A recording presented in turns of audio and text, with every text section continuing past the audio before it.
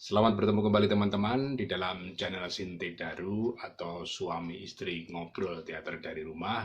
Kali ini kita berada di dalam episode ke-13. Masih bersama saya Eko Ompong dan istri saya Cicit. Iya. Dan seperti biasa pula, ini tanya jawab ya, ngobrol tapi tanya jawab. Istri saya bertanya, saya menjawab. Begitu kira-kira. Dan ini seperti biasa juga, ini masih menjadi bagian dari program bekerja dan belajar dari rumah. Ini saya obengi mau ngomong apa gitu? Oh, teater improvisasi, Mas. Oh ya. Mas Eko kan kemarin nyebutin ya kalau teater improvisasi itu tanpa naskah. Nah, apakah benar begitu, emang tanpa naskah atau? Iya, secara prinsipnya begitu. Artinya bisa dikatakan begitu. Jikapun ada naskah, ini yang terjadi itu berupa draft adegan. Dan itu kalau dalam teater tradisional itu yang menguasai sutradaranya. Jadi pemainnya nggak menguasai itu. Tapi kalau dalam latihan-latihan teater modern, draft adegan ini diberikan. Jadi ada draft adegan, atau kemudian ada apa ya, istilahnya adegan ini mau ngomong apa gitu. Siapa ada di situ, apa yang diomongkan gitu. Kalaupun ada naskah ya hanya seperti itu. Tapi banyak teater improvisasi yang sama sekali nggak pakai naskah. Sama sekali nggak pakai naskah. Oke. Terus kalau nggak pakai naskah, itu bagaimana para pemain itu memerankan cerita dan karakternya? Kalau di dalam teater tradisional yang pernah saya ikuti, saya pernah menyaksikan langsung, itu disebut sebagai penuangan. Prosesnya penuangan.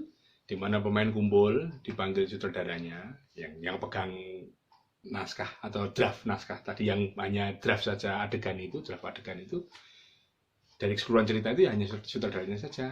Dia langsung memberikan penuangan, itu penyampaian. Jadi misalnya begini, ini kita mau cerita tentang Ngabdul misalnya begitu.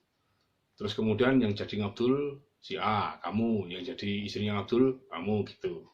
Nah, adegan satu ini begini. Kamu ngomong seperti ini. Nanti kalau kamu ngomong seperti ini, dia menjawabnya seperti ini. Gitu ya kira-kira. Tapi tanya ini, jawab ini, itu fix atau? Enggak, itu hanya batasan-batasan saja. Jadi misalnya adegan pertama ngobrol tentang persawahan. Jadi istrinya Ngabdul bertanya tentang perihal kondisi sawah yang ada sekarang bagaimana, lalu Ngabdul menjawabnya. Hanya seputar itu saja. Nanti adegan kedua misalnya ada tamu masuk, lah kamu jadi tamunya, misalnya begitu. Nah ini pemain dengan serta-merta harus memahami ini. Oh, berarti saya menjadi ini, adegan saya begini, kira-kira karakter saya nanti akan seperti ini, kira-kira begitu. Itu kalau dalam teater tradisional ya. Tapi kalau dalam teater modern, seperti yang juga saya terapkan itu, draft kadang-kadang dibagi dulu, atau di draft adegannya dipahami dulu bareng-bareng gitu. Jadi ditampilkan di papan tulis atau dalam bentuk tulisan kecil. Ini biar mereka paham juga. Jadi tidak hanya sekedar diomongkan, tapi juga dituliskan, bisa begitu. Jadi disitulah mereka memahami perannya sebagai apa, nanti harus bagaimana, kira-kira hanya begitu. Oke. Terus ngomong-ngomong, teater improvisasi itu ada jenis-jenisnya nggak? Ada. Jadi kalau menurut Jean Lip ya, improvisasi itu kan berupa tiga hal. Yang pertama sebagai tool untuk para aktor, alat aktor, yang kedua sebagai proses, yang ketiga sebagai pertunjukan. Nah, sebagai pertunjukan yang seperti yang kamu tanyakan ini, itu juga ada tiga. Pertama, pertunjukan teater berbasis sketsa atau apa ya, adegan yang pendek kecil, singkat. Kemudian ada short form yang pertunjukan pendek, dan long form pertunjukan yang panjang. Nah, teater tradisional kita itu memakai yang long form. Jadi pertunjukannya panjang. Kalau teater modern bisa memakai ketiga-tiganya, tergantung dari jenis teater yang ingin dia tampilkan. Jenis-jenisnya itu, dan ini juga membawa pengaruh di dalam pola-pola pelatihannya. Bagaimana kalau long form, bagaimana kalau short form, dan bagaimana kalau sketch base gitu. Kira-kira begitu. Nah, itu dari panjang pendeknya pertunjukan. Terus kemudian dari sisi cerita. Kalau dari sisi cerita itu hanya ada dua sebenarnya. Cerita yang terbuka dan cerita yang tertutup. Nah, cerita tertutup itu yang saya maksudkan itu adalah seperti teater tradisional kita, di mana semua pemain sudah paham secara menyeluruh cerita tersebut. Misalnya cerita tentang Aryo Penangsang. Nah, semua pemain sudah tahu Aryo Penangsang itu siapa, ceritanya bagaimana gitu. Kreativitas sutradara yang memberikan penuangan tadi hanya dalam konteks pengadeganan, gitu ya. Adegan ini begini ya. Nah, itu bisa berubah-ubah. Tetapi ceritanya secara keseluruhan mereka sudah paham. Terus yang terbuka itu belum tentu paham semua ceritanya. Jadi benar-benar cerita baru gitu. Makanya kalau dalam teater modern itu penuangan tidak hanya disampaikan secara omongan, tapi juga draft adegan tadi ditulis karena ini ceritanya baru. Dan kenapa terbuka? Karena kemungkinan persoalannya akan bisa berkembang juga di situ. Gitu. Ini secara mendasar bedanya begitu. Kira-kira begitu. Terus kendala-kendala dalam teater improvisasi itu apa? Banyak. Kalau yang saya tahu di dalam teater tradisional ya yang pernah saya lihat itu, misalnya ada adegan kunci, adegan pokok. Adegan pokok itu adegan yang akan menentukan adegan-adegan berikutnya. Dan tiba-tiba ada kalimat kunci yang dilupakan oleh pemain. Itu menjadi masalah karena pada adegan berikutnya itu sutradara atau pemain itu harus mampu mengoreksi dari kesalahan itu. Ini kalau sutradaranya tidak segera cekatan merancang adegan baru, atau kemudian dia tidak segera memanggil pemain senior untuk memperbaiki kesalahan ini, ya lama-lama kan jadi penonton jadi, loh ini gimana kok nggak logis toh? Contohnya begini, ini pernah saya tonton ketoprak ya, saya nonton langsung di belakang panggung di mana sutradaranya ada memberikan penuangan, lalu adegan berjalan. Ini adegan kunci. Ada seorang raksasa yang menagih janji kepada seorang satria, misalnya begitu. Nah, satria ini tahu raksasa ini bodoh. Oleh karena itu, satria ini berusaha membodohi raksasa itu. Misalnya ngomong, oke, nanti permintaanmu akan saya penuhi pada tanggal 34. Nah, pada saat penuangan, saya dari situ kan, pada saat penuangan, sutradaranya bilang, nanti kalau satrianya ngomong tanggal 34, ya kamu bilang iya saja, karena kamu sebagai raksasa yang bodoh. Jadi kamu mikir tanggal 34 ada. Pas main. Satrianya bilang begitu. Oke, saya akan penuhi janjimu pada tanggal 34. Raksasanya bilang gimana? Masa ada tanggal 34? Nah, pada saat ini sutradara langsung, aduh kok begini. Jadi logikanya perjanjian itu menjadi batal. Yes. Gitu. Nah, kalau si aktor yang menjadi satria ini nggak pintar, atau si raksasa ini nggak pintar, itu juga kan jadi repot cara memperbaikinya. Nah, kebetulan pada saat itu yang saya tonton, kedua-duanya kurang pintar. Gitu. Jadi akhirnya itu ditabrak saja. Terus akhirnya raksasanya bilang begini, tapi nggak apa-apa, tanggal 34. Baiklah. Padahal tadi dia bilang, apa ada tanggal 34, misalnya begitu. Nah, ini masalahnya kalau penontonnya sangat memperhatikan, itu akan menjadi masalah. Gitu ya. Terus kemudian kalau dalam kelemahan di dalam teater modern yang saya temui juga itu soal waktu. Adegan sudah dijelaskan, dituliskan, obrolan sudah ditentukan. Nah, kadang-kadang para pemain ini melingkar-lingkar pembicaraannya, sehingga membutuhkan waktu lebih lama daripada adegan berikutnya. Itu. Terus yang kedua, terlalu singkat. Adegan diberikan, karakter dipahami, tema obrolan diberikan juga. Mereka tampil, ya hanya ngomong itu saja. Sudah.